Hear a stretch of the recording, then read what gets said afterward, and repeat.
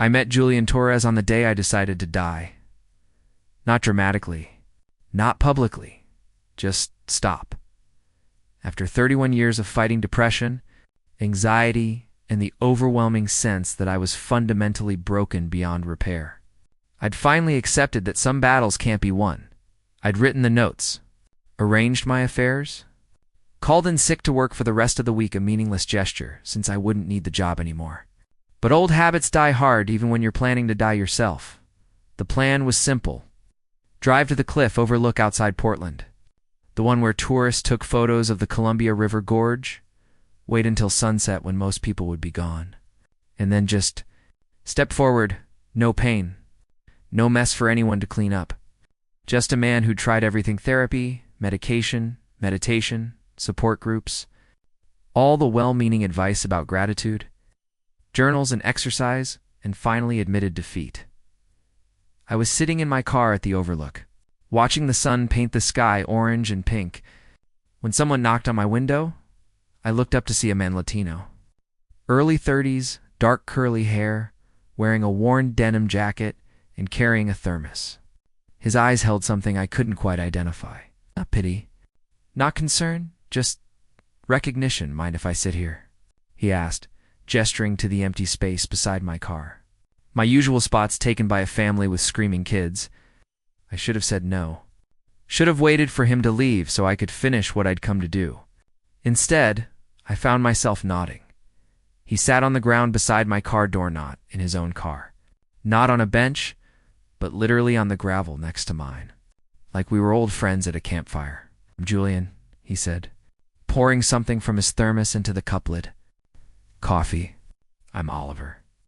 I took the offered cup, confused by this entire interaction. "Why are you sitting on the ground?" "Better view." He gestured at the sunset. "And also because I figured you came here for the same reason I came here 3 years ago." "What? To end it?" He said it casually, like he was discussing the weather.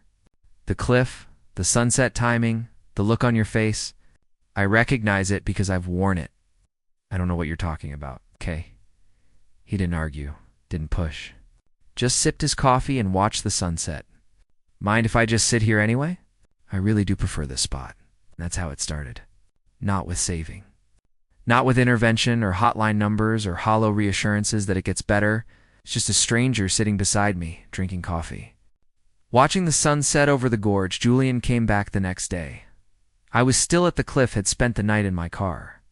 Unable to complete what I'd come to do, but also unable to leave. Stuck in limbo, watching the sunrise I'd never expected to see. "Morning," Julian said, appearing beside my car with 2 coffee cups this time. "Figured you'd still be here. Brought breakfast." He held out a paper bag along with the coffee. Inside were fresh croissants from what must have been an expensive bakery. "Why are you doing this?" I asked. "Sitting with you?" "Because I remember what it felt like. The loneliness. The certainty that no one could possibly understand." He settled onto the ground in his same spot. And I remember the one person who helped, not by trying to fix me, but by just being present. "You're trying to talk me out of it. I'm just sitting here." "What you do is your choice, Oliver. I'm not going to debate the value of your life or give you reasons to stay. I'm just not going to let you be alone right now." Something about that statement, the respect for my autonomy, the lack of pressure, made me get out of the car. I sat beside him on the gravel, accepted the coffee and croissant, and watched the morning light transform the gorge. We didn't talk much. Julian told me he was a graphic designer who worked from home, mostly for music industry clients. That he lived in Portland, about 40 minutes from this spot. That he came here often, had for 3 years since his own almost. "What stopped you?" I finally asked. 3 years ago? Nothing dramatic. Someone sat with me. A park ranger who was ending his shift. He didn't try to save me, just sat down and started talking about the geology of the gorge, the history of the area, random facts about eagles. Talked until sunrise, then said he had to go home to his family, but he'd be back the next day if I wanted to hear more stories. "And you came back?" "For the stories. Then eventually for other reasons." It took about 6 months before I could admit I wanted to live instead of just. Hadn't died yet. He stood up, brushed off his jeans. I've got a client meeting at noon, but I'll be back tomorrow morning. Same time. If you want company, what if I'm not here? His expression was gentle. Then I'll hope you've found somewhere better to be. But if you are here, you won't be alone. And I sat there for another 6 hours, trying to understand why a stranger's promise to return was making me consider staying another day. Julian came back the next morning, and the one after that, and the one after that. By day 5, we'd fallen into a routine. He'd arrive at sunrise with coffee and something to eat. We'd sit by my car, me on the hood now, him on the ground beside a tand, talk about nothing important. Weather, news, his work projects, my job as an insurance claims adjuster that I'd been on sick leave from. You should probably go back to work eventually, Julian said on day 6. Or at least call them with an update. Why? I'm probably fired anyway. Maybe. But that seems like a decision you should make consciously rather than by default. I'd been living in my car for a week, showering at a truck stop, eating whatever Julian brought, or vending machine food from the visitor center. Existing in this strange, suspended state where I wasn't dead but wasn't really alive either. You can't keep doing this, I said. Driving out here every morning to babysit a suicidal stranger who says I'm babysitting? Maybe I just like the company. He stretched out his legs. Besides, I work from home. My mornings are flexible. Julian Oliver, let me ask you something. Why are you still here? I don't know. Bullshit. You know? You might not want to admit it, but, you know. I was quiet for a long time watching early morning fog roll through the gorge because you keep coming back. And it feels wrong to do it while someone's waiting for me tomorrow. And then don't do it tomorrow either. Wait until after I come back. Keep postponing until the person waiting becomes more important than the ending. That's manipulative. Probably. But I'm not trying to save you, Oliver. I'm just trying to give you a reason to stay one more day. Then another. Then another. Eventually, maybe you'll find your own reasons. 2 weeks into Julian's daily visits, something broke open in me. I'm gay, I said suddenly, interrupting his story about a difficult client. That's part of why I'm here. Part of why I've always been broken. Julian looked at me calmly. Okay, me too, if that matters. My family disowned me when I came out at 19. Said I was going to hell, that I was choosing to be an abomination. My father said he'd rather have a dead son than a gay one. I laughed bitterly. Guess he might get his wish. That's awful. I'm sorry. Everyone's sorry. My therapist was sorry. The support groups were sorry. But sorry doesn't change that the people who were supposed to love me unconditionally decided I wasn't worth loving. You're right. It doesn't change it. Julian shifted to sit beside me on the car hood. But it also doesn't mean they were right about you being unworthy of love, doesn't it? I'm 31, and I've never had a relationship last longer than 3 months. Every guy I've dated has eventually realized I'm too damaged, too depressive, too exhausting to deal with. My last ex literally said, I can't fix you. I'm tired of trying. Then he was an idiot who thought love was about fixing people, isn't it? Isn't that what you're doing here? Trying to fix the broken, suicidal guy? No. Julian turned to face me fully. Oliver, listen to me. You're not broken. You're hurt. You're dealing with chemical depression and family trauma and a lifetime of being told you're not enough. But hurt isn't the same as broken. And I'm not here to fix you. I am here because I understand what it's like to sit in this exact spot and feel like the world would be better off without you. Was your family religious too? Catholic. Very traditional Mexican family. Came out at 16 and got shipped off to conversion therapy. Spent 2 years being told I was sick, perverted, that my feelings were satanic. He pulled up his sleeve, showed me a faded scar on his wrist. Made my first attempt at 18. I stared at the scar, then at his face. How did you survive it? Was hospitalized. Got actual therapy instead of the torture camp kind. Took years to undo the damage. And honestly, I still have bad days. Days where I wake up and the depression is so heavy I can barely move. Days where I think about this cliff, but you don't come here anymore, except to sit with me. I come here sometimes. When it's really bad. But I don't come to jump. I come to remember that I didn't. That I chose to stay. And most days I'm glad I did. Most days?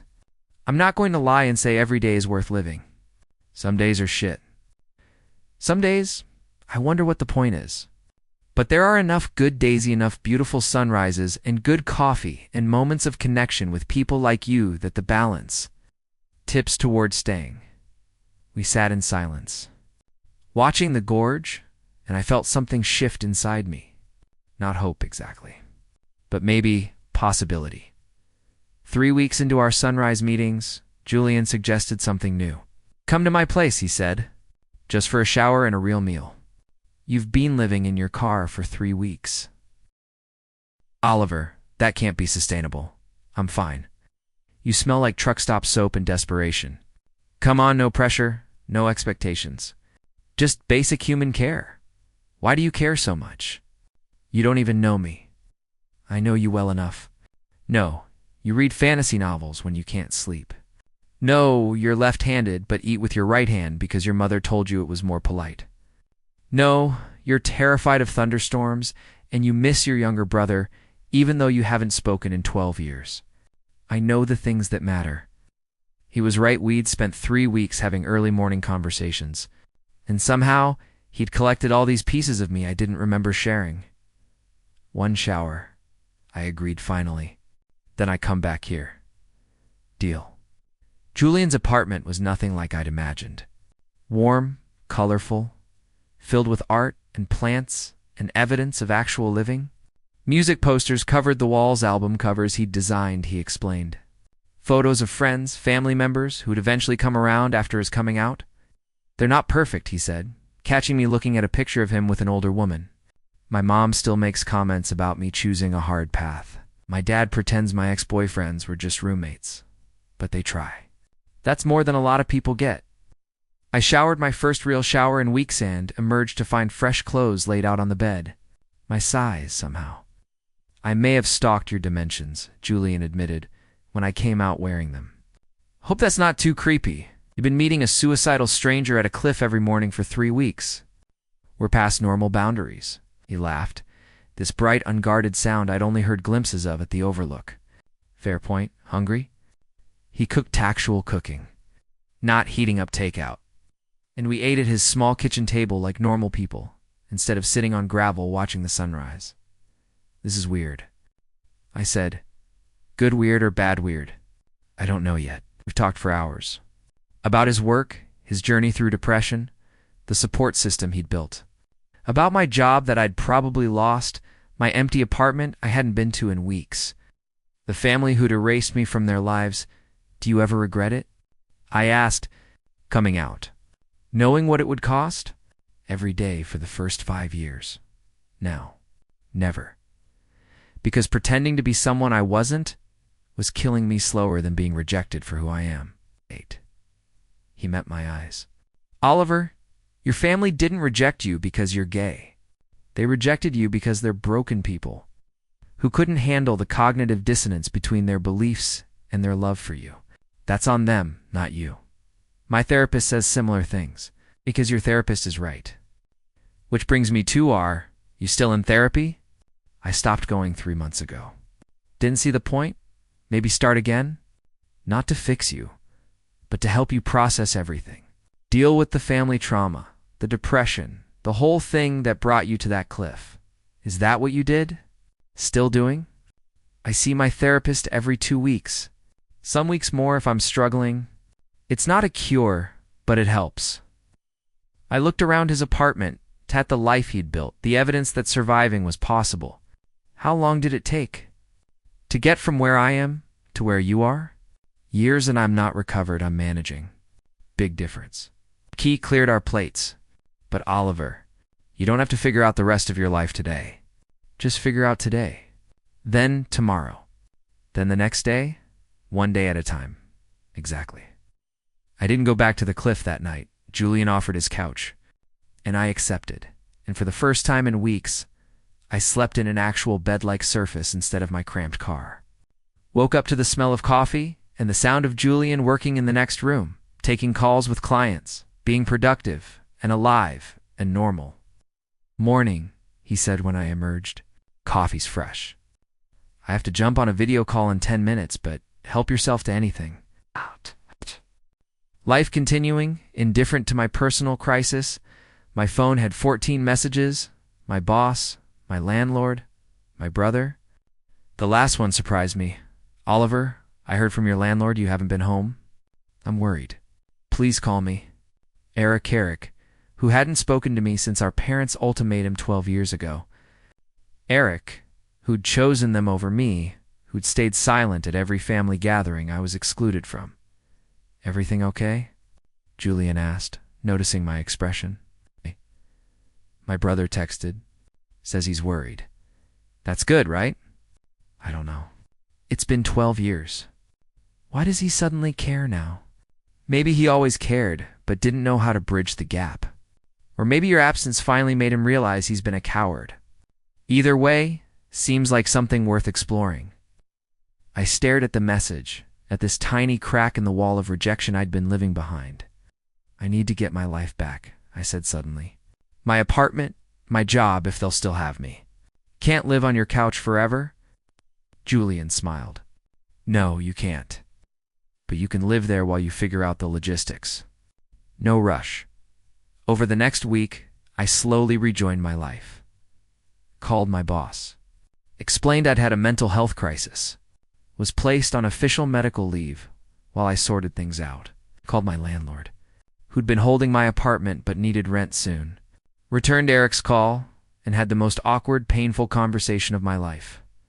"I'm sorry," Eric said, crying. "I'm so sorry I wasn't there. I was young and scared and I chose wrong. But Oliver, I never stopped thinking about you. Never stopped missing you. You had 12 years to reach out." Hell no. I was a coward. I am a coward. But when your landlord called Mom asking if anyone knew where you were, I realized, what if you were gone? What if I never got the chance to tell you I was wrong? Are you still in contact with them? Mom and Dad? Barely. I got divorced 2 years ago. Wife left me for her personal trainer, and they weren't exactly supportive. Made me understand a little of what you went through. You laughed bitterly. Not the same, I know, but it gave me perspective. I don't know if I can forgive you yet. I don't expect you to. I just want a chance to try again. Be the brother I should have been. We agreed to coffee. Not immediately, but eventually. Small steps. 6 weeks after meeting Julian at that cliff, I moved back into my apartment. Not because Julian kicked me out, he made it clear I could stay, because I needed to prove I could exist independently. "I'll still see you, right?" Julian asked, helping me carry boxes from his place to mine. "Of course, if you want to, Oliver." He set down a box, turned to face me. "I've spent the last 6 weeks with you. Watched you go from ready to die again. Do you really think I'd want to stop seeing you now? I just didn't want to assume. You were doing a kind thing, sitting with someone in crisis. Now that I'm better, you're not better. You're better-ish. There's a difference." He smiled.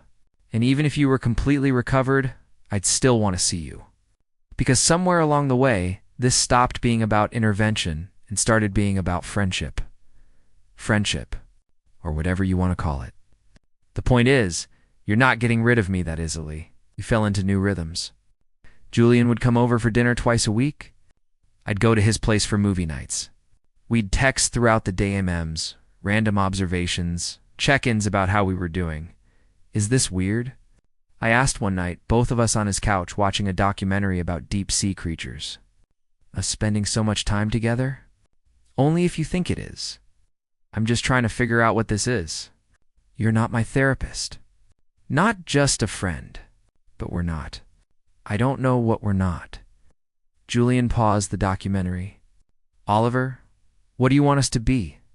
The question hung between us, loaded with implication. "I don't know," I admitted.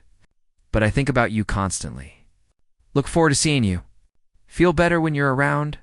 And sometimes I wonder if that's just because you saved my life, or if it's something else. I didn't save your life. You saved your own life by choosing to stay. You gave me a reason to choose. Maybe, but but that doesn't mean you owe me anything. If you want this to be just friendship, that's completely okay. What if I want more than friendship? Julian's expression was unreadable. Then we'd need to talk about what that means. Whether you're emotionally ready for a relationship, whether I'm the right person, or if I'm just the first safe person you've connected with post-crisis. You think I'm confusing gratitude for attraction? I think it's possible. And I think we'd both need to be very careful about that. He was right, and I hated it. Hate it that the first person I'd wanted to be close to in years came with so many complications. I need time, I said finally. Take all the time you need. I'm not going anywhere. 3 months after the cliff, I went back. Not to jump, but to face it, to stand at the edge and remember the person I'd been. The choice I'd almost made. Julian found me there at sunset or old time. Figured you might come here eventually, he said, settling into his familiar spot beside my car. How does it feel? Surreal. Like it was a different person who stood here planning to end it. In a way it was. You're not the same Oliver who came here that day. Because of you, he corrected. I was just present. You did the work therapy, reconciling with your brother, going back to work, choosing to keep living every single day. That's all you. I sat beside him on the gravel. I think I'm falling for you. I know. I think it's real. Not just gratitude or trauma bonding or whatever my therapist keeps warning me about. What does she say? That I need to be careful. That relationships that start in crisis often struggle once life normalizes. That I should make sure I can stand on my own before building a life with someone else. She's smart. But Julie and I can stand on my own now, and I'd rather stand next to you. He looked at me with those dark eyes that had seen so much pain and chosen to stay anyway. Oliver, if we try being together, we need to be honest about the hard parts. I still have bad days. Days where the depression is crushing and I need space. Days where I'm not good company. I have those days too. We can have them together. And the fact that we met the way we did, that's always going to be part of our story. Some people might think it's romantic. Others will think it's toxic or codependent. Do you think it's toxic? No, but I think we need to be intentional about building something healthy. Not just falling into a relationship because we both survived our darkness and found each other in it. So what do? He stood up, offered me his hand. We take it slow. We keep being honest. We build something real instead of just building on shared trauma.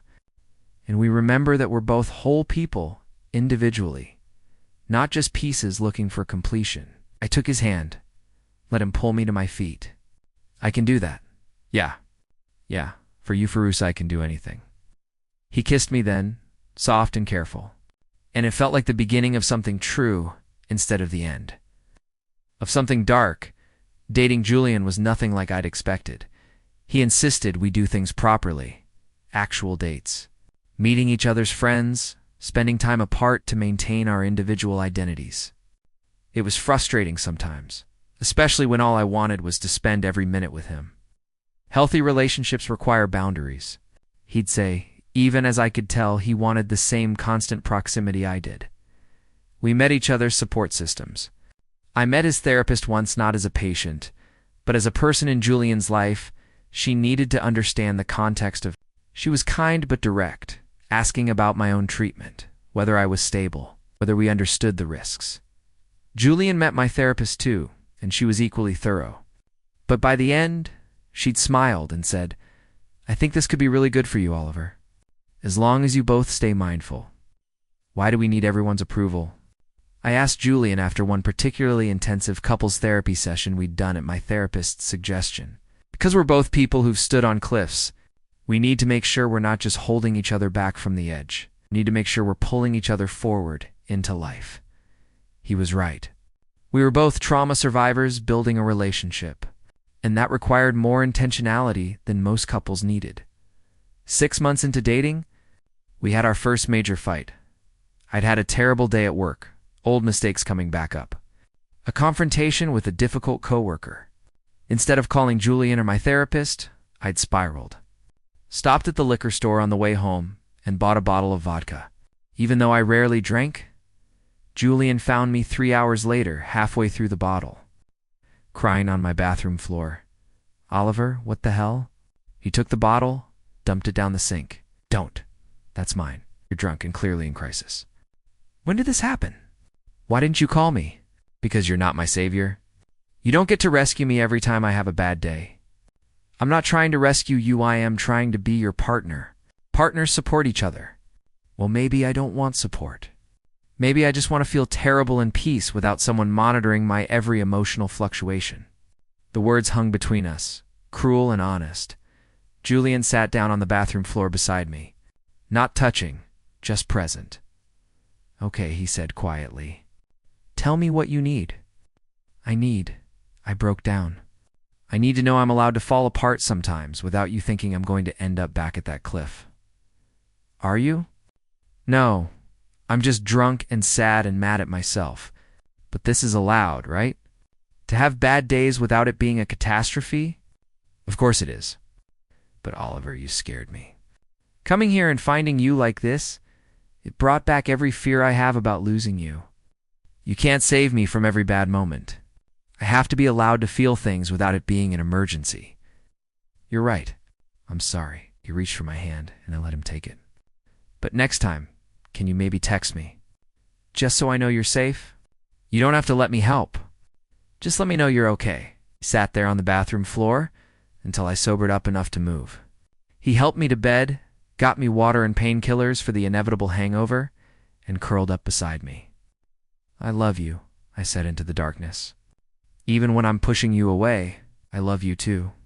Even when you're being a stubborn ass. We'd said it before, but never like this. Not after a fight. Not at our worst. And somehow that made it more real.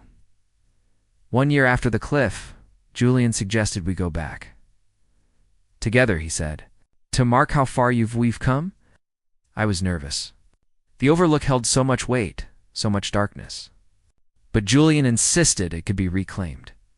We arrived at sunset the same time I'd been there a year ago, planning to end everything. But now, instead of despair, I felt gratitude. Julian brought coffee and croissants. Our first morning ritual repeated. We sat on the hood of my car, the same spot where we'd spent weeks building trust. A year ago, I was ready to die, I said. Thought I'd exhausted every option, and this was the only way out. And now? Now I can't imagine not being here, not seeing what comes next. What changed? You sat beside me instead of trying to save me. Gave me space to figure out my own reasons to stay, instead of making it about you. Do you know how rare that is? How much I needed someone to just be present without agenda. I knew because I'd needed the same thing. The park ranger who sat with me 3 years ago, he didn't try to fix me. Just made me feel less alone long enough for me to remember I wanted to live.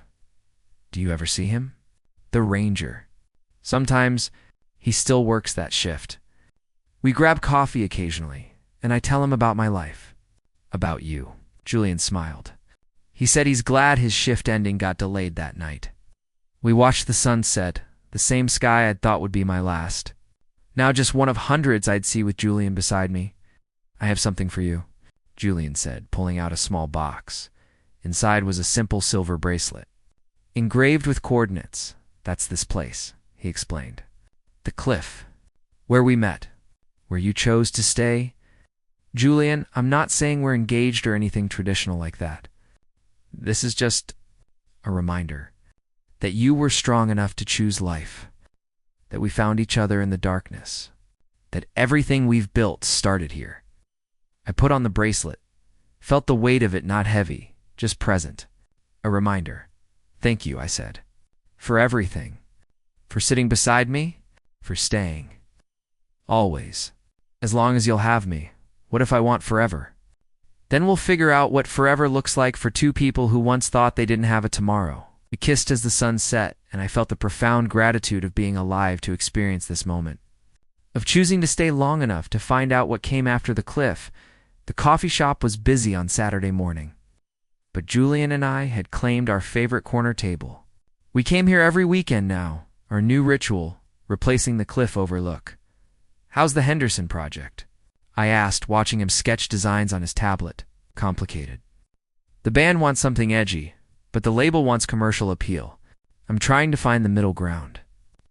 Housework. Good. I got the promotion, senior claims adjuster. My boss said my attention to detail and empathy made me perfect for the complex cases. That's amazing. Oliver, I'm so proud of you. 3 years after the cliff, and life looked nothing like I'd imagined during those dark weeks. I had a career I was good at. A brother I'd reconciled with slowly, carefully, but genuinely. A therapist I saw monthly for maintenance. A support group for LGBTQ+ adults dealing with family rejection that I sometimes facilitated. And Julian. Always Julian. Thinking about going back to school, I said. Social work. Maybe. Helping people who are where I was? You'd be amazing at that. What brought this on? I keep thinking about that park ranger who sat with you. About you sitting with me. About how many people are standing on metaphorical cliffs right now, thinking they're alone. I took his hand across the table. What if I could be that person for someone? Not a therapist trying to fix them, just someone who understands. I think that's beautiful. And I think you should absolutely do it. We sat there in the coffee shop, holding hands across the table, planning futures we never thought we'd have. And I realized something profound. Julian hadn't saved me that day on the cliff. He'd sat beside me and given me space to save myself. Had reminded me that surviving wasn't about grand gestures or dramatic rescues. It was about simple presence, patient companionship, and the quiet belief that tomorrow might be worth seeing. He'd taught me that healing isn't about being fixed by someone else. It's about being witnessed in your pain until you're strong enough to witness it. Yourself, that the greatest act of love isn't saving someone. It's sitting beside them, holding space for their struggle, and trusting them to find their own way back to life. What are you thinking about? Julian asked, squeezing my hand. Just how grateful I am that you showed up that day, that you kept showing up every day after. Always, he promised. For as long as you'll have me. Forever then. Forever, he agreed, and sitting there in that coffee shop, 3 years after I'd planned to die, I finally understood what it meant to truly live, not just to survive, but to build a life worth living, one day at a time. Someone who understood that saving and supporting are two very different things. Julian hadn't saved me. He'd sat beside me until I was ready to save myself, and that made all the difference.